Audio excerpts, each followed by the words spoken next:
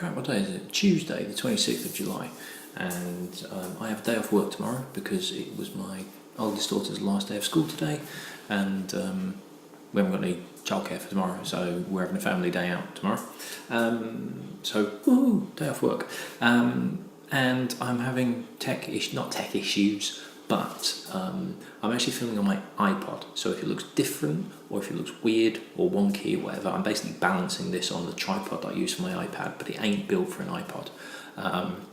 My iPad is currently over there uploading the Q2 review that I've just done, but I've got myself a little bit behind because of my rubbish internet. I'm basically the last few nights I've been recording and then uploading, and my chair's really clicking. I'm sorry if you can pick that up, I don't quite know what's happened with it.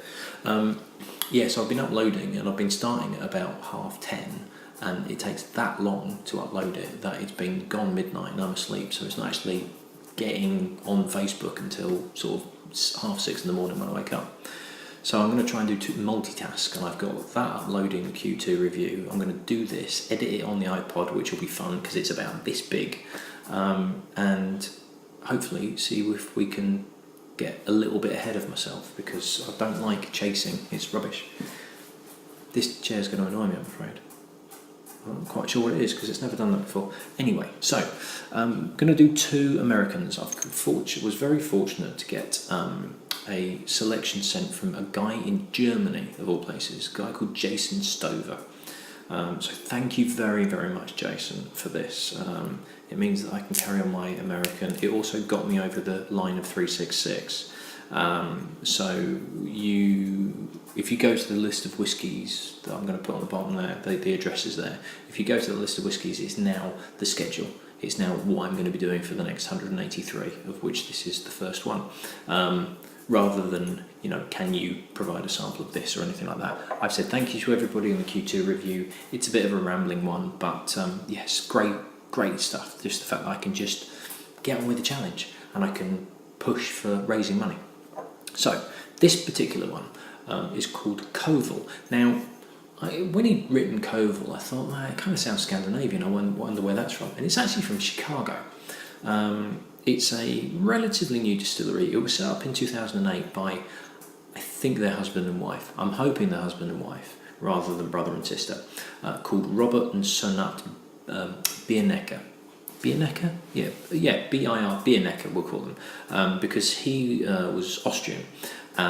She, at the time they decided they were going to open a distillery, she was a professor of Jewish studies and German cultural history, and he was the deputy press secretary for the Austrian embassy.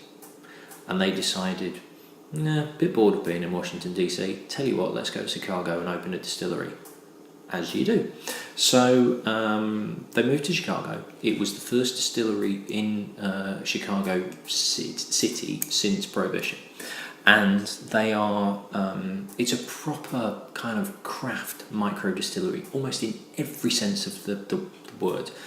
They're certified organic, they're certified kosher, they're very big on the grains. They do like a millet version. Millet is birdseed, but they've done a whiskey made of millet. They're really kind of small, quirky, but doing things interesting. So this particular one is called the Koval 4 grain, and this is oat, barley, rye, and wheat. I don't know what the split is of them in the mashbill, but those are the 4 that are in there.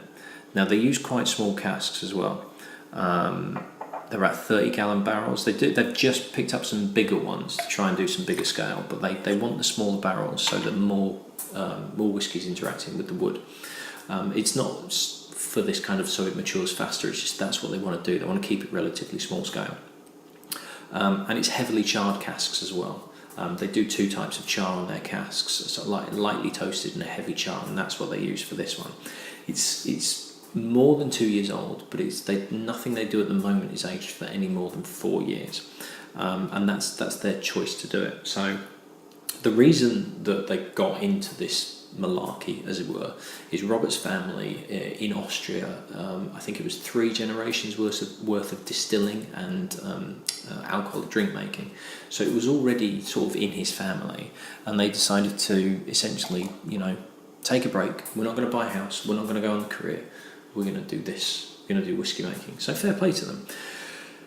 For a craft distillery, looking online for this kind of micro craft distillery, which are all over the place in America at the moment, I was expecting this, particularly if you look at the bottle, which looks like this, I was expecting this to be about $80, $80. And if you could find it in the UK, £100, something like that. Looking online at a couple of vendors throughout America, so New York, Minnesota, a couple of places I'd seen, $45 to $50, which seems pretty good. The Whiskey Exchange is selling this for £42, which I think is actually a very good price for a craft distillery American whiskey in the UK. So I'm really intrigued to see what this is like.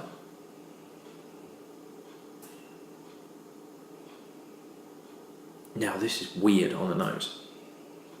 This is going to sound a horrible thing to say. It's slightly toilety, but I mean that in terms of a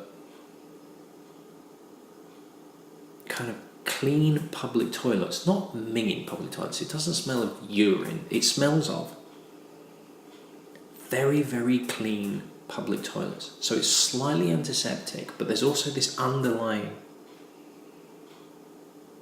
and it's not a mustiness, it's strange, just kind of like a public place.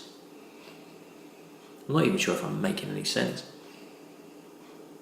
But there is a real kind of, and when I say antiseptic, I don't mean like iodine, like Islay whiskies, that sort of thing.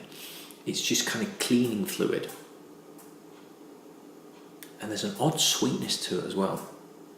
And I can only assume this is the combination of the various grains that are in there. Oat is really unusual to be using in making whiskey. Barley, rye and wheat, yes, okay, I get that. But oat is really strange. And I'm wondering if that's what's giving that weird nasal sensation. It's 47% as well.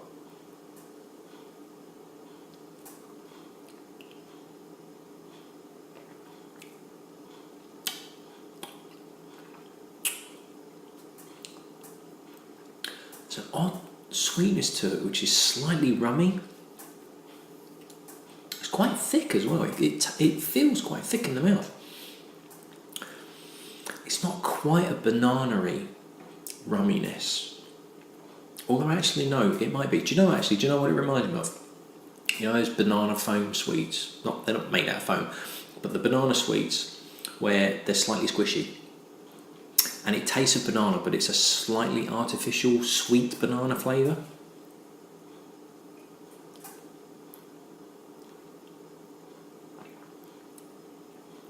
Yeah. Oh, yeah. Do you know what? Like that. I'm less keen on the nose. It's weird. There's something on the nose I can't quite put into words, but it's just a little bit. It's a little bit off-putting. It's slightly artificial and it's slightly out of sync. But on the palate, it's a very rich mouthfeel. It's quite light. There is a little bit of a kick at the back of the throat, kind of hints at more than 47% alcohol, but it certainly doesn't need water. But there is a definite banana foam sweets flavour to it. It's sweet, it's slightly artificial, but it's still quite pleasant. I think this might put some people off just because of the sweetness that's in it. But to be honest, I think that's really good. And I think for 40 odd quid in the UK, I actually think that's a really good price for something unusual, different. You put this on a blind tasting, I'd be amazed if people would be able to pick even what country it was from, let alone what it's made out of. I'm wondering if it's the oatiness that's in there, because there is a sort of a Weetabixy character to it, almost like banana flavoured Weetabix. Because, and we've had the banana flavoured Weetabix before. That's not a natural banana flavour. That's an artificial banana flavour, along with the sort of oaty wheatiness that you get from a Weetabix.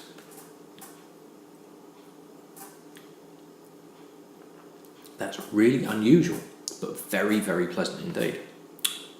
I like that a lot. Right, I'm going to rinse out. I'm going to move this bloody chair because this clicking's driving me nuts. And I shall move on to the next one, which also should have an interesting flavour. So I'll see you then. Cheers.